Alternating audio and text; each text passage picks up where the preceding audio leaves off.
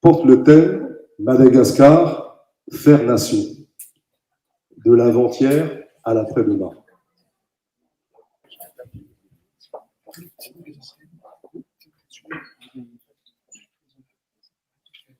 Alors, effectivement, nous arrivons à un moment, à une ligne de crête de ce qui peut se passer à Madagascar comme restructuration de notre manière de vivre ensemble.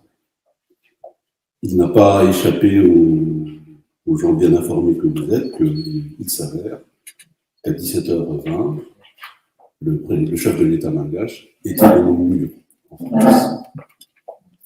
Et que, par ailleurs, un certain nombre de choses ont été avancées pour éventuellement envisager que nous restructurions complètement la manière de délibérer ensemble et de pouvoir ensuite fixer le modèle démocratique qu'on pourra mettre en place pour Madagascar en tout cas, de manière relativement exemplaire, pour qu'on cesse définitivement de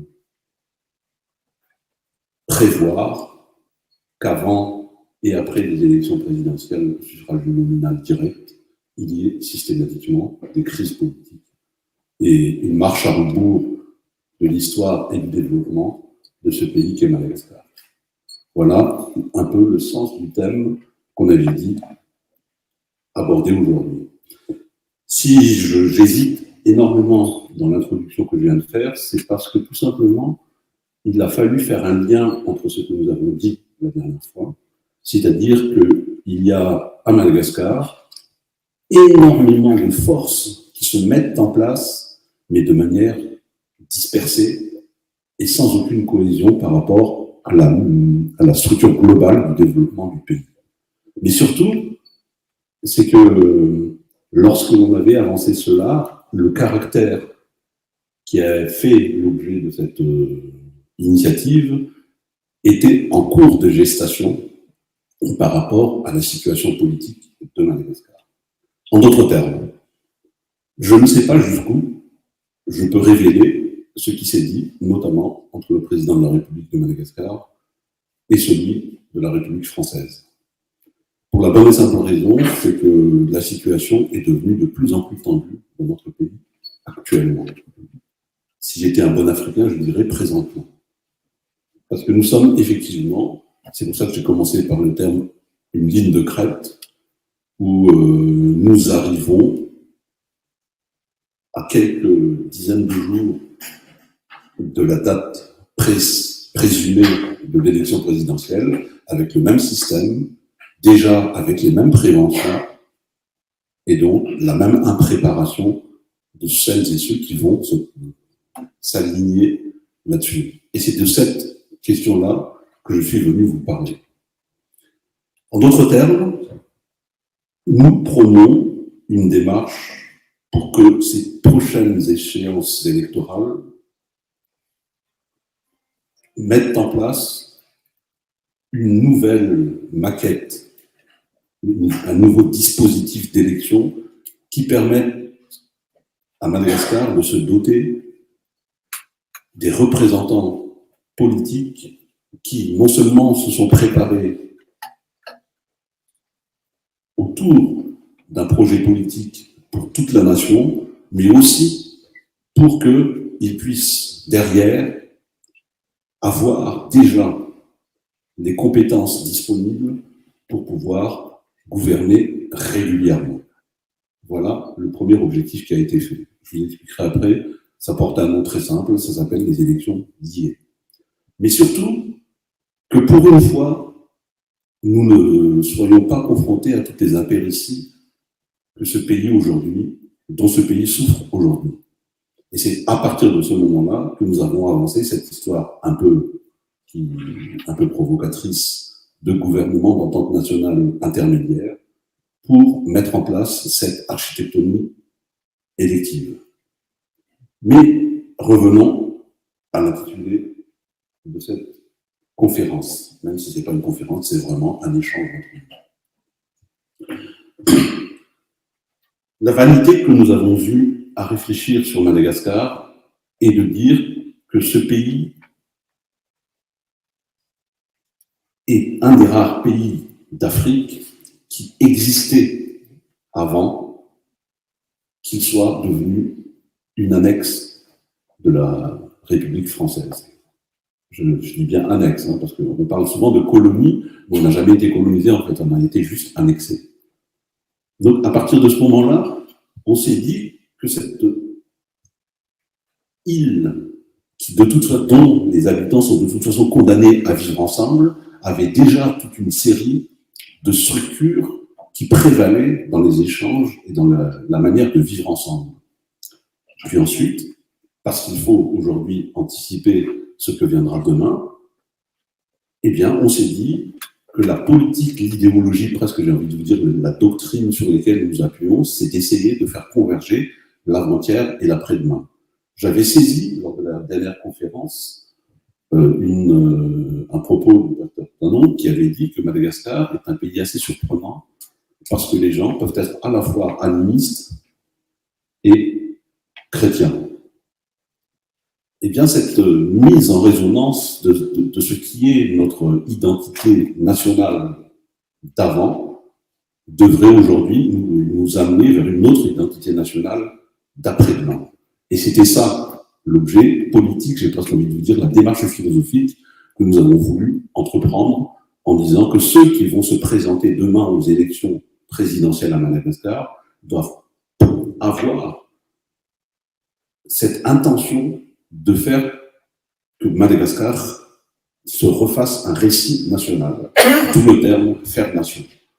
Et c'est ce projet politique-là que celles et ceux qui viendront ou qui ambitionnent à devenir président, à diriger le pays et à gouverner ce pays doivent d'abord et avant tout réfléchir.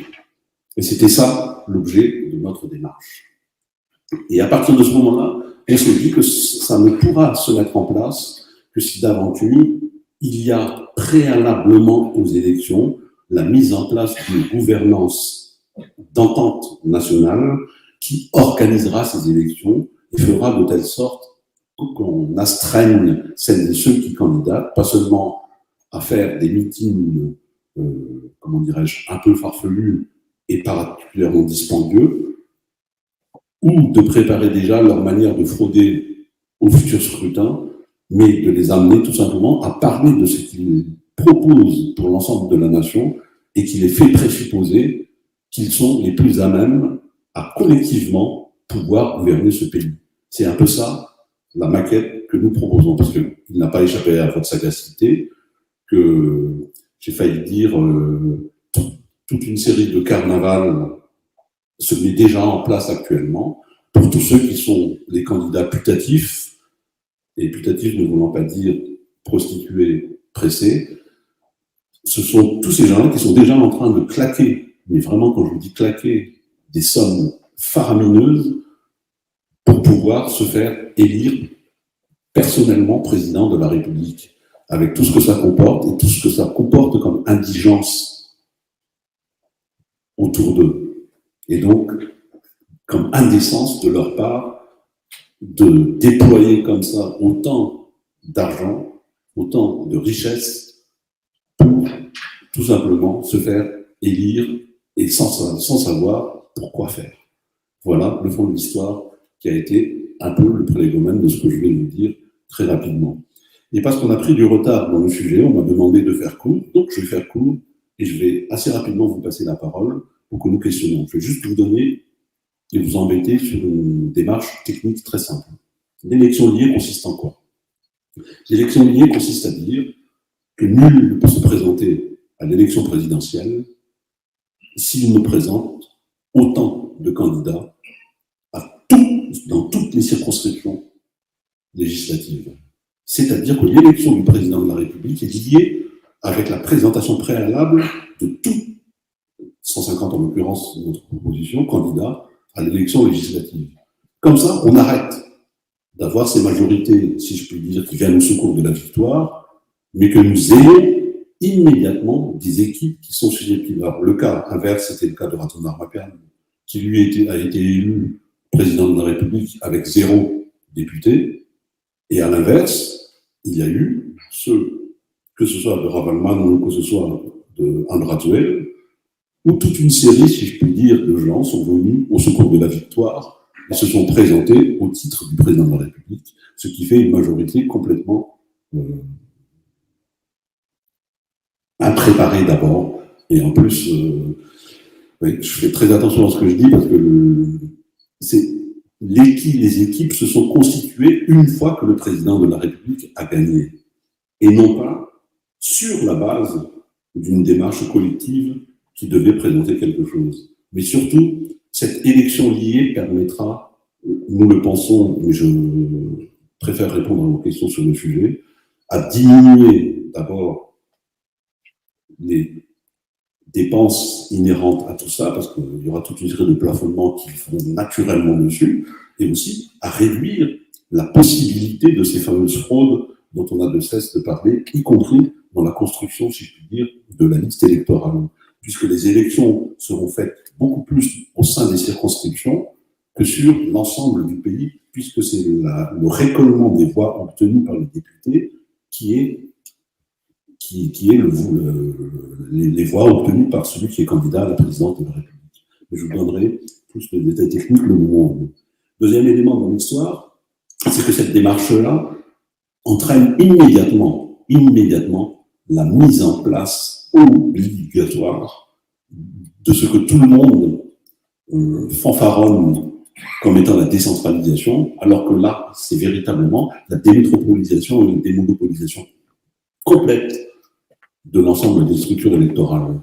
Parce que c'est fini la capacité de dire on vote à tel endroit et on envoie à Tana, parfois même sans passer par les bureaux centralisateurs des districts. Mais ça oblige surtout à ce que le juge électoral soit complètement, cette fois-ci, décentralisé. Puisqu'aujourd'hui, il n'a pas échappé à ceux qui connaissent un peu la machine juridique judiciaire malgache, qu'aujourd'hui, il n'y a que 6, il me semble, je parle sous le contrôle de quelqu'un, il n'y a que 6 tribunaux administratifs à Madagascar. Donc, les juges électoraux, c'est immédiatement la Haute Cour constitutionnelle qui tranche sur les résultats. Donc, tout contentieux monte définitivement à Tana avec tout ce que ça comporte, et si je puis dire, et vous le savez mieux que moi, comme impartialité.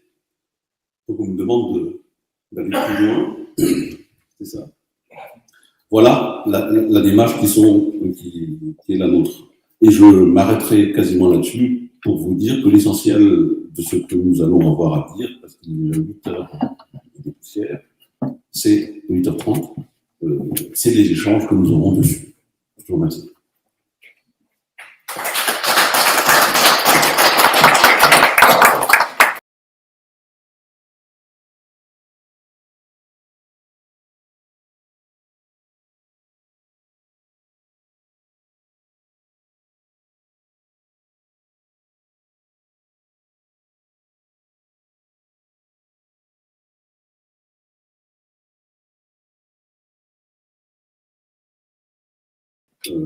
Si je devais me définir très rapidement, je dirais juste que mon métier, c'est d'être nègre. Et jusqu'alors, j'écrivais pour autrui, je conseillais autrui, mais je n'ai jamais été le porc. Avec un T. Donc, c'est juste pour dire ça. Et il y a une petite erreur dans ce que vous avez dit. Je n'étais pas le plus jeune directeur de cabinet de France, mais le seul noir directeur de cabinet de France d'alors. Mais ce qui est vrai, par contre, et c'est malheureux, c'est que je suis devenu le plus ancien directeur de cabinet de France, de collectivité territoriale, évidemment. Voilà, pour en revenir. Maintenant, répondons à Madame, je tiens quand même à dire que Madame Fanirsou a par ailleurs été une des candidates malheureuses aux dernières élections présidentielles à Madagascar. Donc, c'est une victime de ce système électoral, et elle sait pertinemment qu'avant même que l'élection ait eu lieu, elle avait réuni, il me semble, à Namsan, si mes souvenirs sont bons, une conférence pour essayer déjà de déblayer ce système. Et sans vouloir l'agresser d'emblée, parce que c'était quand même une élection où il y avait 3, 4 d'ailleurs, présidents ou anciens présidents qui étaient candidats, et puis, allez, et c'est pas du tout de vous je parle, madame, et après il y avait eu 28 candidats farfelus, pour dire les choses clairement. Alors, au-delà, si je puis dire, des tricheries qui ont eu lieu, c'était quand même des gens qui descendaient tous sous la barre des 1%. Vous vous rendez compte? Donc, ça pose aussi un problème, j'ai failli dire, de pré-représentativité de ces élections. Donc, allons-y. La question que vous avez posée très clairement, c'est comment allons-nous mettre ça en place? Eh bien, c'est justement ça le GIE. Parce que, contrairement à ce qui a été fait et dit jusqu'alors, d'où le terme, il est où Patrick, qu'il a utilisé, qu'il a emprunté ou attribué à Albert Einstein, qui est un autre génie, on ne va pas refaire comme avant, en espérant qu'on ait un résultat différent. Donc, c'est ni une transition, d'accord, ni un putsch, ni un gouvernement qui se prépare lui-même à participer aux élections. C'est un gouvernement qui doit être arbitral. Pour ce faire, il n'a pas échappé à votre sagacité que cette constitution elle-même définit l'élection. Parce que le malheur, c'est que dans la doctrine française, il y a cette fâcheuse habitude de mettre en place une constitution qui prévoit tout. C'est notre tic français. C'est-à-dire de dire à chaque fois, je ne sais plus combien il y a de...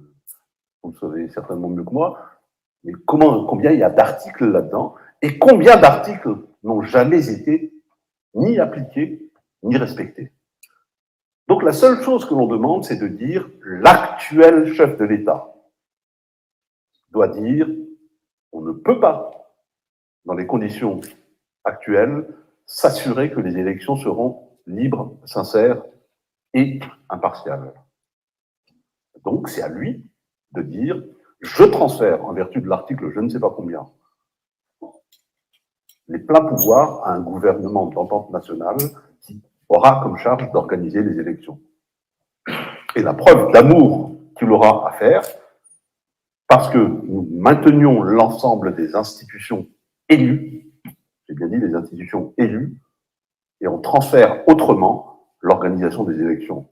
Parce qu'il faut donc d'abord voter une loi organique prévoyant la manière dont les élections vont être mises en place, et ensuite une loi que j'ai qualifiée de suspensive, moratoire et conservatoire, qui peut vous paraître, comment dirais-je, contradictoire hein, entre le suspensif et le conservatoire. C'est-à-dire qu'il y a toute une série de choses dans la Constitution qu'on suspend.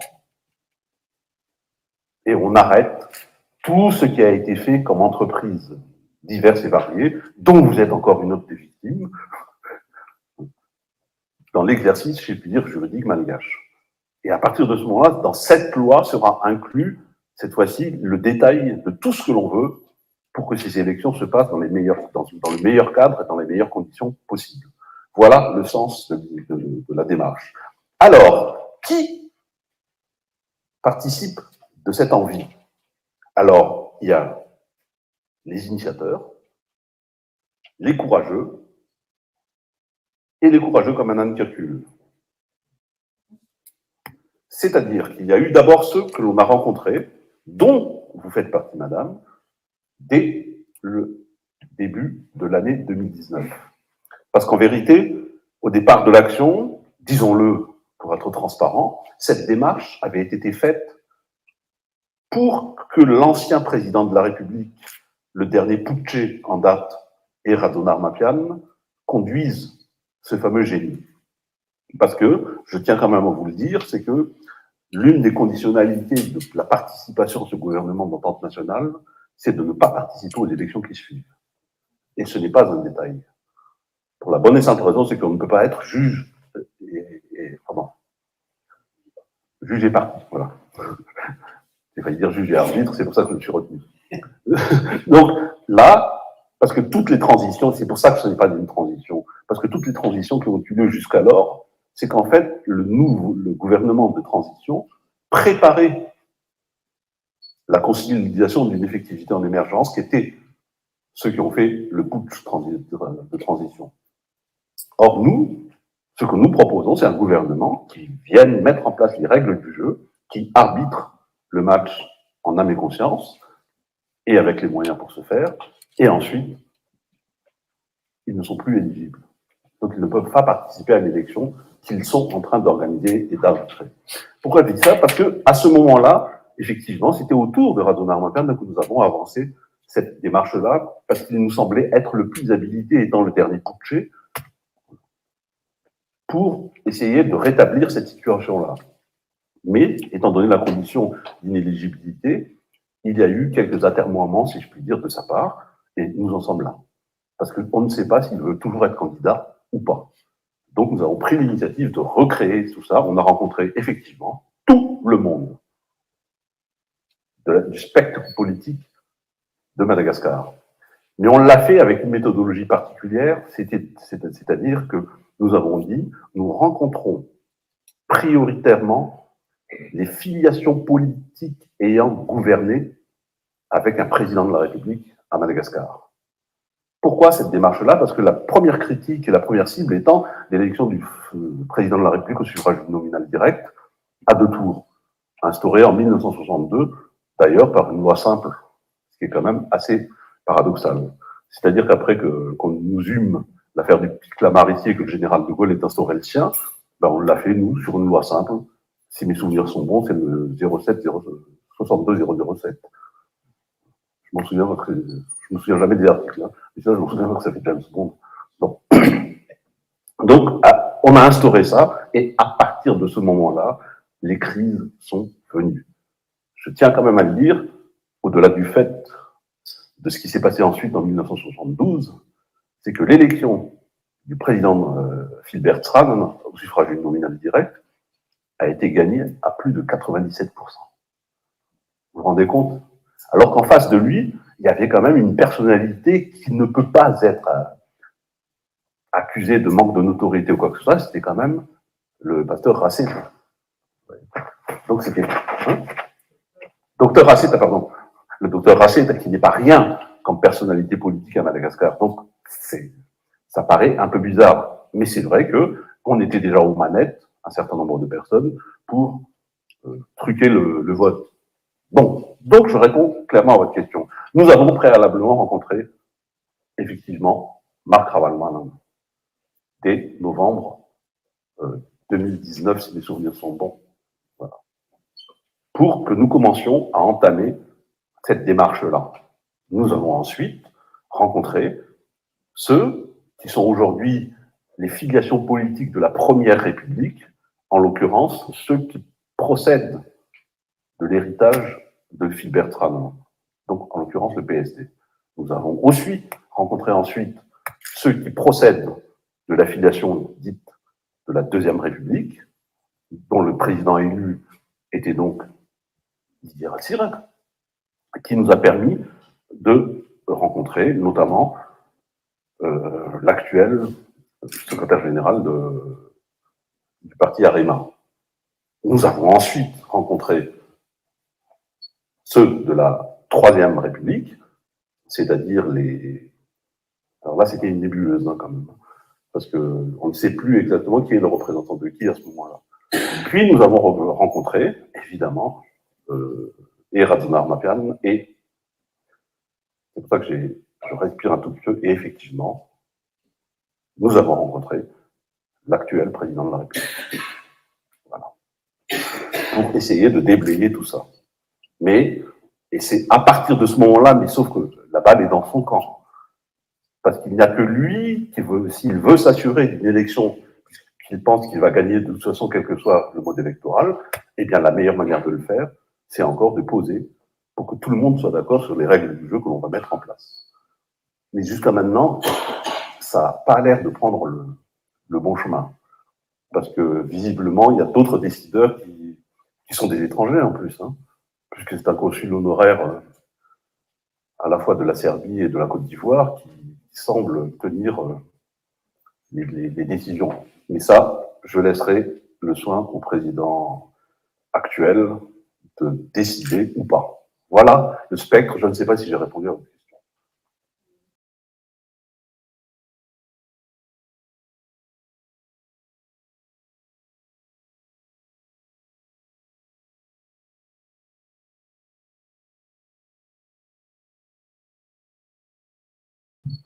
Alors, je vais être très court et très simple là-dessus. Dans le sens où c'est un gouvernement qui est donc d'une certaine façon proposé, on n'a aucune légitimité démocratique, comme tous les gouvernements, j'ai envie de vous dire.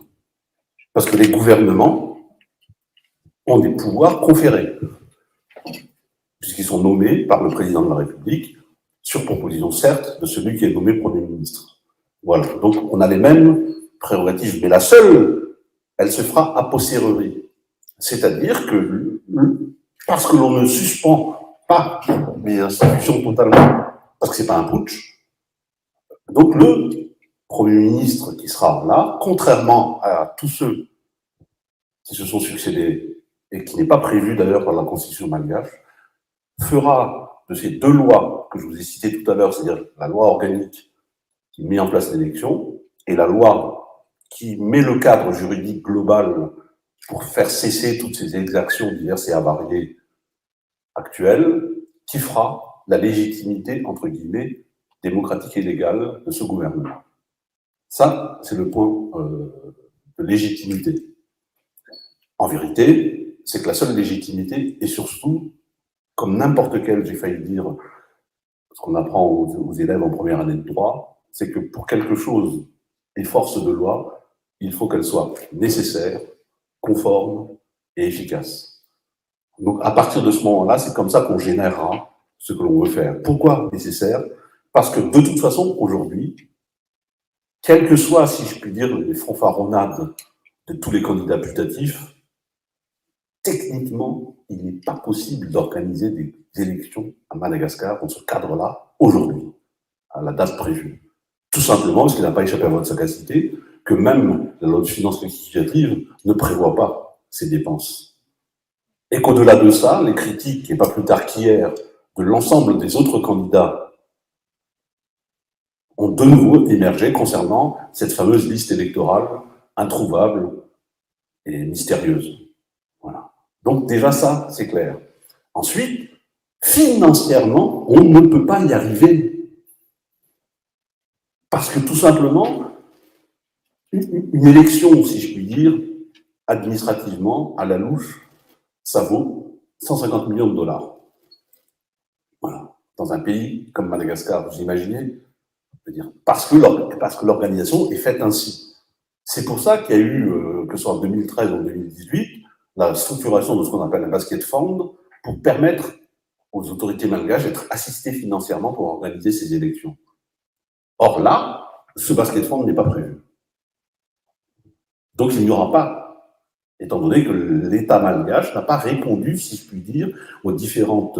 Alors je déteste ce terme parce que c'est pas du tout ça, aux différentes conditionnalités qui avaient été posées lors du dernier rapport de ce qu'on appelle le PASSAN d'abord, eh bien, les Européens en particulier ont dit « Oh, on ne va pas y aller dans votre salade ».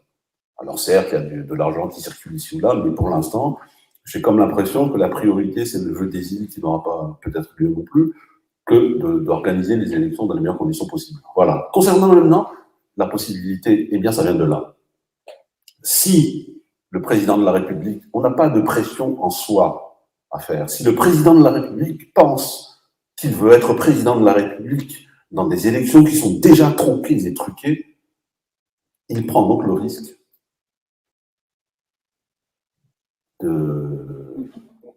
il prend le risque. Alors, deuxième question peut-être que monsieur posait, c'est pourquoi est-ce que le président actuel de Madagascar accepterait les règles? Quelqu'un a déjà votre personnel sur l'improbabilité qu'il accepte l'initiative. Et la troisième question, c'est si ça vous plaît. Je pense que si, objectivement. il réfléchissait à son intérêt bien compris, il n'aurait aucune hésitation à mettre en place ce gouvernement d'entente nationale. Mais je ne vous dirai pas qui est-ce qui a dit ça, parce que je risque de créer un incident diplomatique.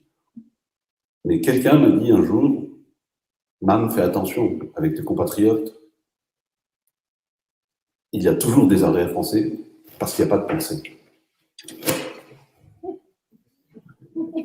Et donc, je ne sais pas, objectivement, je ne sais pas évaluer. Et pourtant, parmi tous les trucs négatifs qu'a dit Grand-Pa tout à l'heure, j'ai fait de très grandes études, très intéressantes en probabilité. Mais là, je suis incapable de vous mettre en place l'armature. Parce que tout simplement, vous ne savez pas, en particulier avec ce président, un peu avec les autres aussi d'avant, si la décision est ferme et définitive, nonobstant le fait qu'il est effectivement plutôt séduit personnellement par la perspective d'avoir une élection qui se passerait plutôt bien et qui sera ni contestée ni contestable. Parce qu'il a, comme tous les candidats à la présidence de la République, l'intime conviction que de toute façon, il gagnera. Donc c'est ça, j'ai presque envie de vous dire, la fonction de probabilité qui fera qu'il est possiblement enclin. Alors après, je ne sais pas la question de pression, parce que vous savez qu'il y a quelque chose de très important, c'est que nous n'allons quand même pas solliciter nos partenaires techniques et financiers pour mettre la pression, alors que nous sommes très jaloux et revendiquons notre souveraineté sur le sujet. Donc je ne peux pas vous dire, même si je pense que quelques-uns leur ont largement suggéré qu'il vaut mieux aller dans ce sens, plutôt que d'aller dans un autre sens qui est proposé par d'autres. C'est-à-dire, pourquoi pas, une transition supplémentaire, un petit poupouche militaire, un directoire en accord avec nos anciens envahisseurs, on n'en sait rien. Mais je tiens à préciser juste un truc, mais là je parle cette fois-ci, parce qu'il s'avère que je suis aussi un citoyen français. Il faut que nous, Malgaches, arrêtions de parler de la France dans un certain nombre de décisions et propos qui ont été faits par certains. La France non plus n'est pas monolithique. Voilà. Je fais allusion un petit peu à la formation que vous avez faite où le président a été reçu par le président Macron dans 17h30. Voilà, je pense que c'est pas par hasard. Qu'est-ce que vous avez fait? Bien que je ne sois pas croyant, au sens où je ne sais pas, j'ai tendance à être d'accord avec vous. Il n'y a jamais de hasard hasardeux. Donc, ce qui s'est dit, si je puis dire, entre eux, pour l'instant, je n'ai ni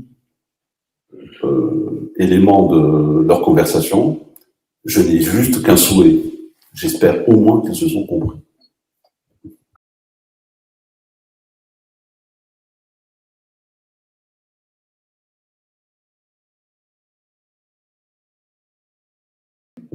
Eh bien, la réponse, c'est qu'on ne peut pas le garantir.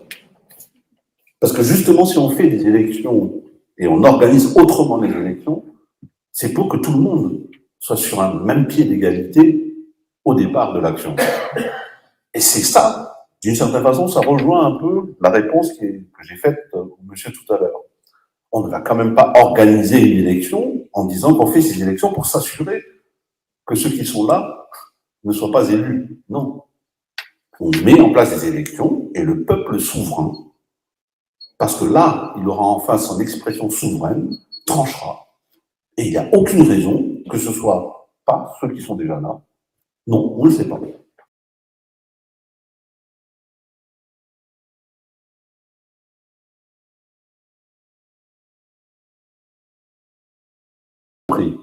Dans le sens que j'ai dit un peu, pas gentiment tout à l'heure, que j'espère juste que le moment venu, comme disait quelqu'un, sa main ne tremblera pas pour signer. C'est tout. Parce que, et c'est au-delà de la question financière, c'est qu'aujourd'hui, c'est vraiment techniquement que c'est pas possible de faire ces élections-là. Et politiquement aussi, parce que c'est une indécence absolue. Vous avez vu Marmontset, quand vous l'avez dit, mais rien que le déploiement de Marmontset, je ne sais pas combien de centaines de milliers d'euros ça a coûté. Vous voyez, donc ça pose un problème sur le fond. Que ce déploiement même les t-shirts, les machins, les trucs à ce moment-là, parce qu'on ne fait pas de politique à ce moment-là. Je défie quiconque ici de me dire qu'est-ce qu'ils ont retenu en termes de propos politiques du président à ce moment-là. Et c'est ça qu'on essaie de combattre, de dire que les élections, elles doivent maintenant porter sur l'ensemble. Et je crois réellement que petit à petit, dans la tête des candidats putatifs, je vais vous les citer, hein, c'est qui? C'est Ravalman, Cité, Radon Armapian, Adon Lananashvili et Andraduel. C'est ça les putatifs aujourd'hui qui semblent, comme dirait Astérix, quand Iraoun, c'est ceux-là qui semblent disposer de suffisamment de puissance financière pour aborder ces élections. Donc vous vous rendez compte que le triage n'est pas un triage politique, mais d'abord un triage de l'argent qu'on aurait grappillé ici. Oui, avec toutes les suspicions, si je puis dire, de vente à la découpe d'un certain nombre de choses du pays préalables à l'élection. Et donc les promesses que ça vaut ensuite, en termes de bradage de toute une série, notamment de valeurs minières et foncières. Au-delà de ça, pour répondre précisément à votre question, nous pensons aujourd'hui que la raison peut gagner. Voilà. Mais le seul problème, c'est quand.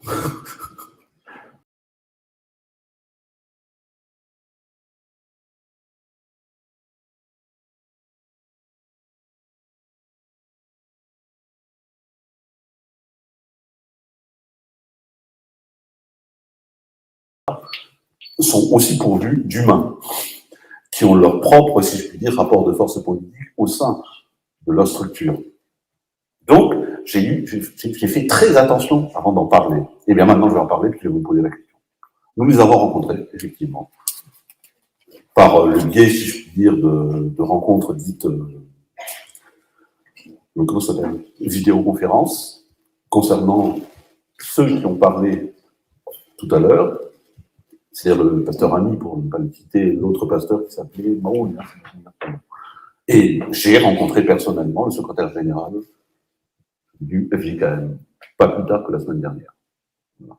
À partir de ce moment-là, le point d'accord que nous vîmes était le suivant. Jusqu'à maintenant, les églises, en général, ont toujours été appelées quand il y avait le feu à la baraque, politiquement. On les a appelés pour être observateurs, pour fraterniser, ce genre de salade habituelle, si je puis dire. Et une fois que c'est terminé, eh bien, allez, rentrez dans vos églises. Or, nous, ce que nous proposons, c'est que la structure, si je puis dire, de surveillance se poursuit au-delà de l'élection et au-delà du génie. Parce que l'on veuille non, et pourtant je suis donc un enfant qui a été élevé en France dans j'ai failli dire dans le dumping de la laïcité, mais je pense que la structuration, et c'est pour ça que je pense en particulier à l'Église protestante, qui, elle, a une structuration qui est quasiment l'idéal de ce que l'on devrait mettre en place en termes de décentralisation en Madagascar, eu égard au fait que comment ça s'appelle, la structuration presbytérienne, etc., est véritablement, en fait, la structure qui, si on faisait une forme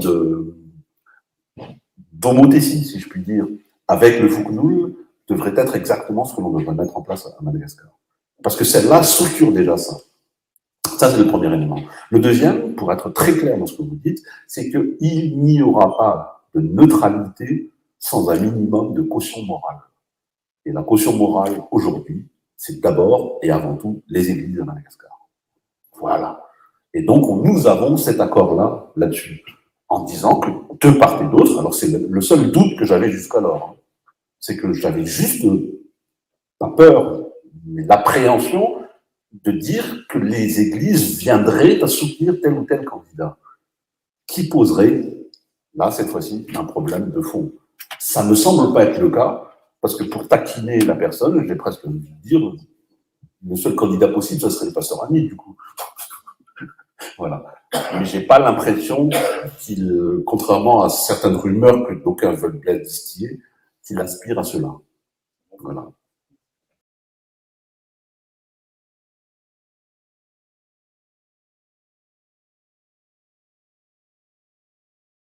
Les fonds douteux dont vous parlez, c'est un investissement a priori que font des gens qui veulent dépouiller votre pays.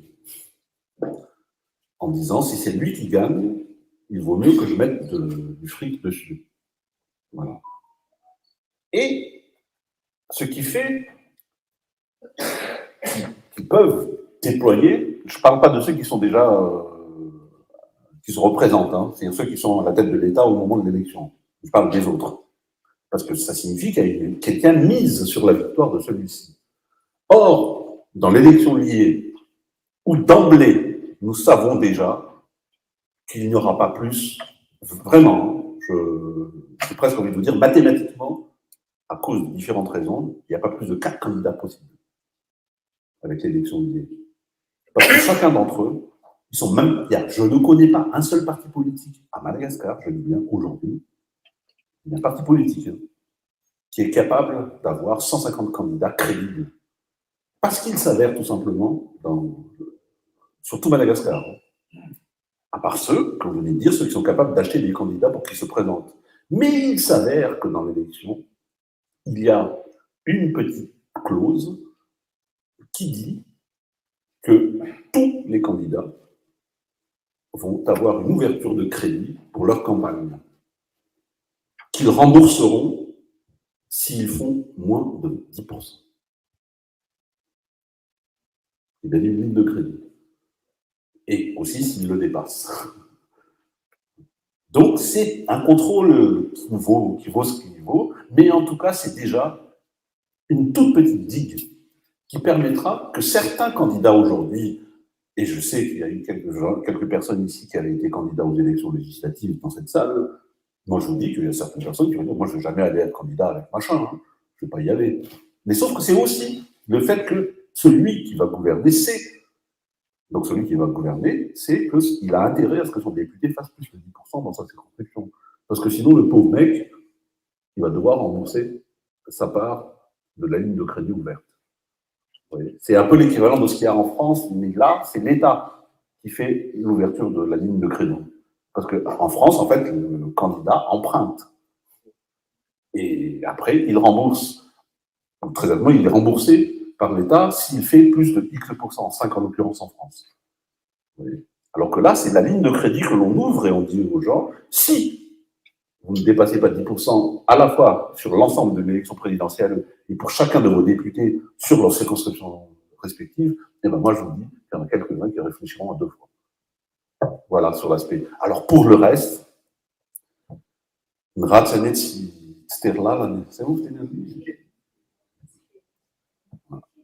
donc vous savez, c'est la grande spécialité de mes compatriotes.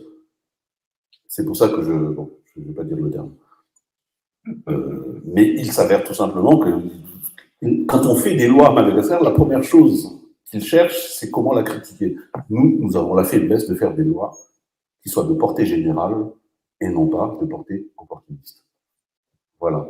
Et pour l'aspect, cette fois-ci, c'est qu'il s'avère que vu que ce sont des élections locales, de circonscription qui priment, eh bien figurez-vous que ça diminue d'autant ces fameuses démarches somptuaires, et sans aucune critique vis-à-vis des uns et des autres. Hein, mais là, par exemple, il y a un candidat qui va arriver dans même pas 10 jours, là, en France.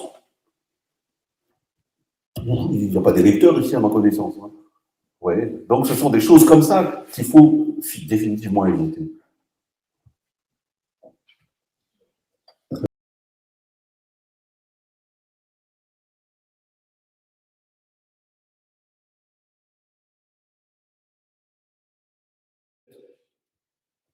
de pyramide de Maslow. On ne peut pas non plus faire des élections convenables, le ventre vide. Vous voyez. Donc il faut aussi à un moment donné que nous créions, si je puis dire, la situation, y compris socio-économique, la plus favorable pour que les gens ne viennent pas voter juste parce qu'on leur a mis de l'argent temporairement. Donc il faut créer les conditions d'un minimum de résilience alimentaire, et y compris énergétique, dans ce pays, avant que de penser aux élections. Parce que vraiment, ce qui amène à ce que la durée, si je puis dire, de la préparation de celle-ci prenne un tout petit peu de temps.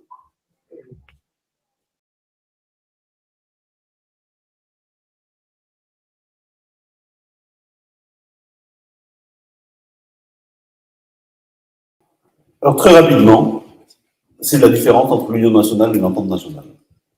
Nous, c'est pas que nous nous démarquions d'eux, nous sommes indépendants d'eux.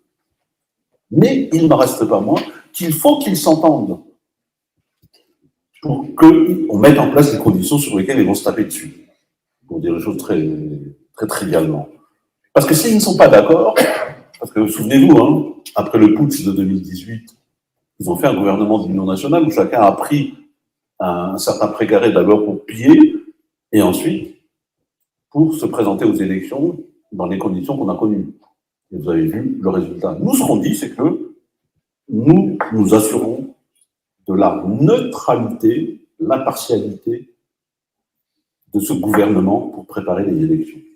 Voilà la première démarche. La deuxième, c'est que si nous les avons sollicités, eux, c'est parce que tous, autant qu'ils sont, à l'exception de l'actuel, tous autant qu'ils sont, ce sont tous des gens qui ont bénéficié de ce système pourri et qui en ont été ensuite victimes. Donc, ils ont un accord global pour dire qu'il faut changer ce système électoral parce que c'est ça qui génère cette hubris et l'impéritie de l'ensemble de nos gouvernements.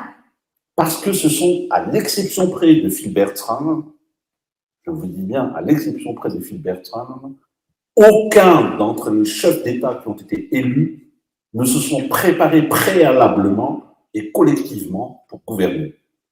La seule préparation qui dure, c'est de se préparer financièrement. Ratir était y compris. C'est-à-dire que l'AREMA a été bâtie une fois que Ratir a été arrivé au pouvoir. Donc, je dis bien, à l'exception.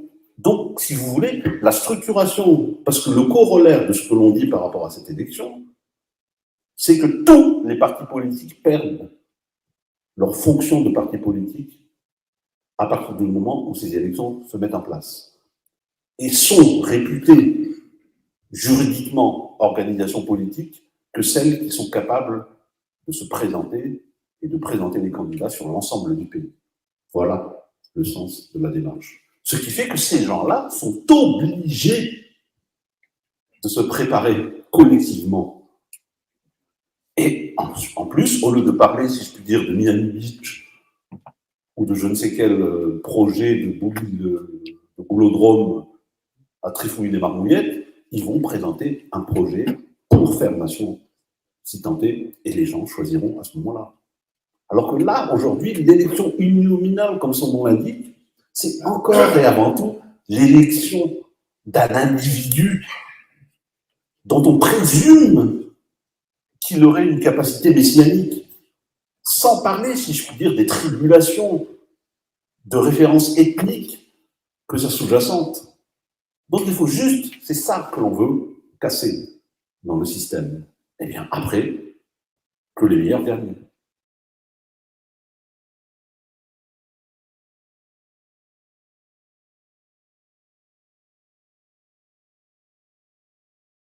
La première chose d'abord, c'est que la durée, elle sera déterminée en fonction de l'élection liée. L'objet du génie, c'est d'organiser les élections.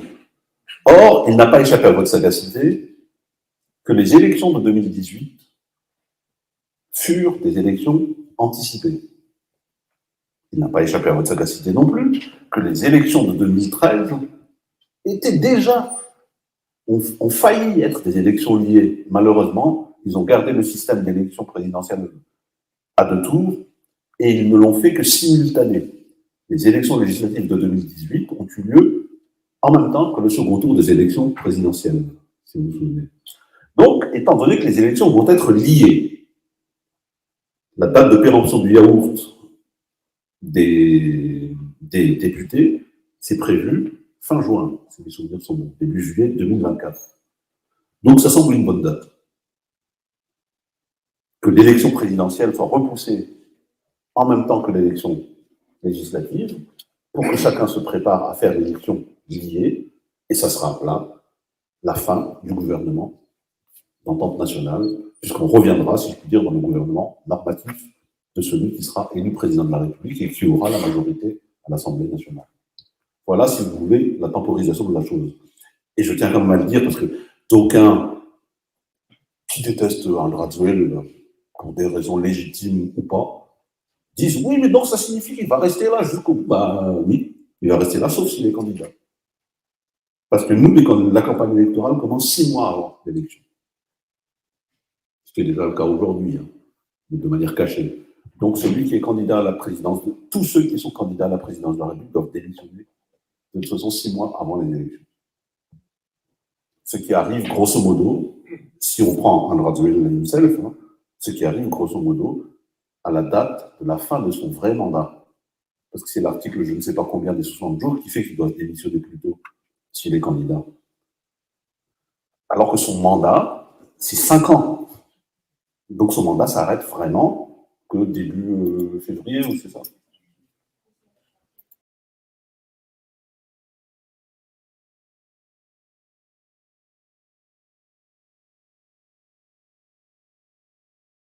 La vérité, c'est que le système électoral malgache engendre fatalement l'absence d'alternance démocratique. Parce que l'alternance, elle a lieu par rapport à des soubresauts de l'histoire, qu'ils soient, si je puis dire, de l'ordre insurrectionnel, qu'ils soient de l'ordre, entre guillemets, des coups de force institutionnels, et même parfois, une fois en tout cas, ça s'est fait par un assassinat tout bêtement. Donc vous voyez, donc l'alternance, elle a lieu, mais sauf qu'elle a lieu toujours dans des conditions qui sont contestables en soi, et qui ramènent, une fois de plus encore, le pays dans ce que j'appelle cette fameuse marche à rebours de l'histoire. Parce qu'il faut refaire, tout remettre en place derrière ensuite. Parce que, très honnêtement, ce système tout pourri que nous a laissé Charles de Gaulle ne peut pas s'appliquer dans nos pays déjà ici. C'est très limite. Je vous invite à lire un article qu'un certain Babakout a écrit, qui est très intéressant, parce qu'en plus, ça engendre, si je puis dire, la fatigue démocratique de la part des électeurs. Parce qu'en dehors de ça, c'est de la Star Academy, ce système électoral. Avant que le général de Gaulle ne le mette en place ici, en 62 en plus, parce qu'il ne l'a pas fait en 58. Le seul qui a été élu suivant ce suffrage-là, il s'appelait, lui, Napoléon Bonaparte, et est devenu très très vite Napoléon III. Et les seuls pays où ça s'applique, c'est comme par hasard, des pays qui ont, si je puis dire, un certain héritage du système autocratique, qui utilisent ce mouvement-là pour faire une façade démocratique. Dans les pays dits normaux, de grande tradition démocratique au sens ancienne, il n'y a personne qui élit son chef de l'exécutif au suffrage uninominal direct et surtout pas à 2 tours. Concernant ensuite la deuxième partie, Martial, vous me piégez. Voilà. J'ai envie de vous dire tout simplement que pour l'instant, ce dont on est sûr, c'est que ces élections-là ne seront pas financées. Alors après, si les élections préparées et concoctées par le génie et financées, on ne va pas refuser.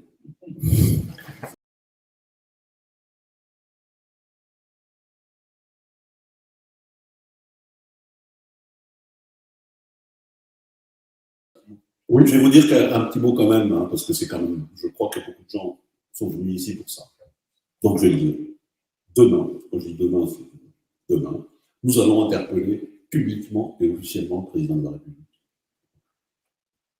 pour qu'il prenne position, pour savoir s'il veut ces élections sous l'égide, avec la organisation que la nôtre, ou pas.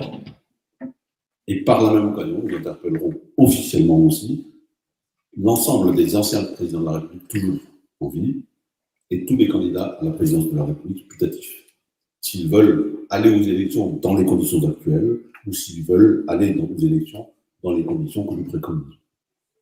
Voilà. Bravo, bien,